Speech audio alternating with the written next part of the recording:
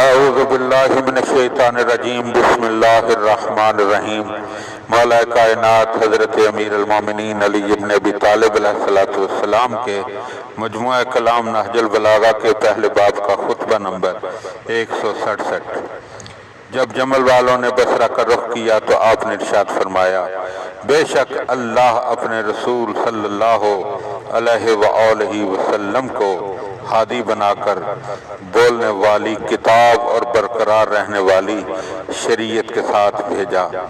جسے تباہ و برباد ہونا ہے وہی اس کی مخالفت سے تباہ و برباد ہوگا، اور حق سے مشابہ ہو جانے والی بدعتیں ہی تباہ کیا کرتی ہیں، مگر وہ کہ جن میں مبتلا ہونے سے اللہ بچائے رکھے۔ بلا شبہ حجت خدا کی اطاعت میں تمہارے لیے سامان حفاظت ہے، لہذا تم اس کی ایسی اطاعت کرو کہ جو نہ لائق سرزنش ہو اور نہ بددلی سے بجا لائی گئی ہو۔ خدا کی قسم، یا تو تمہیں یہ اطاعت کرنا ہوگی یا اللہ اسلامی اقتدار تم سے منتقل کر دے گا اور پھر کبھی تمہاری طرف پلٹائے گا نہیں، یہاں تک کہ یہ اقتدار دوسروں کی طرف رخ موڑ لے گا۔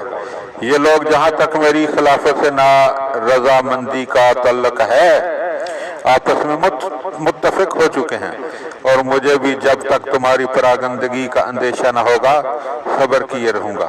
اگر وہ اپنی رائے کی کمزوری کے باوجود اس میں کامیاب ہو گئے تو مسلمانوں کا رشتہ نظم و نسق ٹوٹ جائے گا۔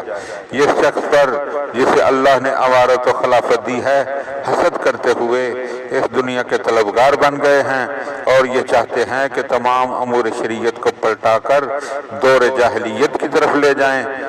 اگر تم ثابت قدم رہے تو تمہارا ہم پر یہ حق ہوگا کہ ہم تمہارے امور کے تصفیہ کے لیے کتاب خدا اور سیرت پیغمبر پر عمل پیرا ہوں، اور ان کے حق کو برپا اور ان کی سنت کو بلند کریں۔